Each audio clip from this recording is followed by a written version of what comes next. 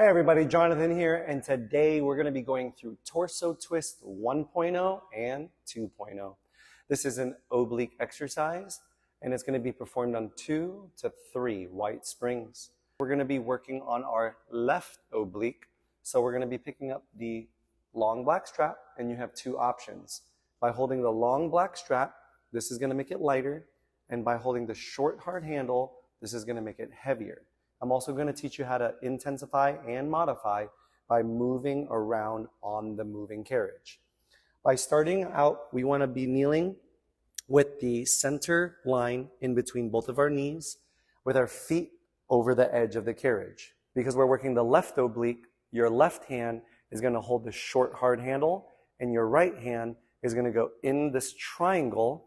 If it was this long strap, it would just go in the long strap, and you would cup the other hand holding the handle. And have a soft bend in your elbow like you're hugging something in front of you. And without pulling the cable with our arms, we're going to think about our rib cage, not our waist, our rib cage. And then we're going to hold the cable. And as we focus on the twisting of our upper body, the cable will start to move with us. You breathe in as you release, following your hands with your eyes in your head, and that is a torso twist. Most people will start to feel it in their shoulders. If that's the case, what they can do is lower their hand lower to their belly button and then perform torso twist 1.0 with lower arms to get more obliques and less shoulders. Now you're going to get questions from people asking you, why don't I feel it in my left oblique and I feel it in my right? Or why is it that I don't feel my oblique at all? Here's a couple answers. One, if they're using their right hand and they're pressing it into the left hand holding the cable, this is going to be kind of cheating because they're using their right shoulder and upper body to turn rather than holding the cable and focusing on the twisting to the left. You can also have people hold it with one hand, hand on hip, and then also perform that torso twist. But people would really need to have that mind-body connection to really activate the oblique rather than using their arms and shoulders. Now, we talked about how to modify by holding the long black strap. We can also modify by going to less springs. But I find it very easy just moving on the carriage. The cable is all the way to the right. So if I move to the right towards the cable, it's going to lighten the tension and make it easier. If I move away from the cable, it's going to make the tension heavier. That's a lot faster than changing the springs, and changing the hand position, holding the long strap or short handle will also be a little bit faster. Anytime that we're on our knees, another way to modify is to sit down on the heels.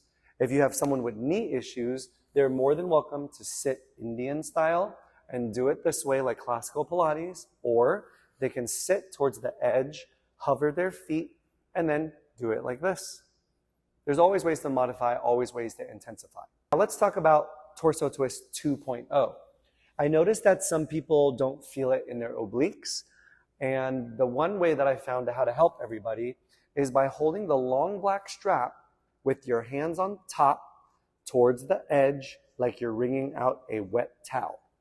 Getting into the same position with the center stitching between your knees, arms go out in front of you, and then we exhale as we twist from our waist and rib cage, and then breathe in as we untwist the face forward.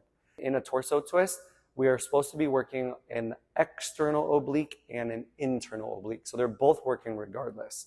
And if they're not feeling it in their oblique, we can go either heavier or use the Torso Twist 2.0. What I see people do incorrectly is if you look at my waist, some people over twist like this.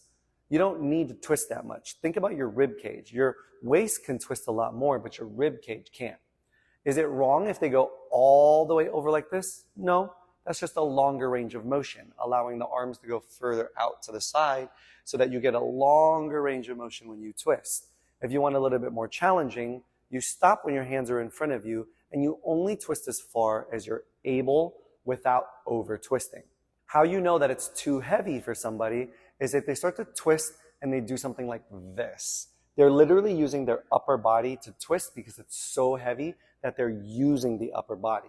This is when I come by and I tell someone to scoot all the way over or hold the long black strap to make it lighter and then I keep my hand on their hips, and I have them twist and make sure that they're not over twisting.